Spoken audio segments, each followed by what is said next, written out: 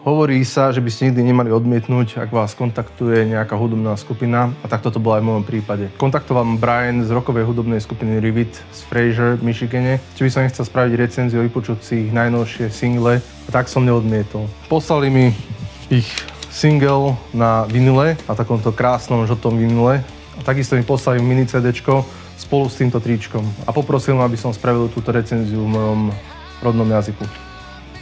Takže ako ma kontaktovali, tak som si vlastne vypočul single Away. Away sa mi hneď od začiatku páčilo. Breaking Me bol trošku taký zlomový pre mňa, ale keď som sa za ňou započúval a vypočul som si ho na mojom systéme, našiel som si k nemu cestu.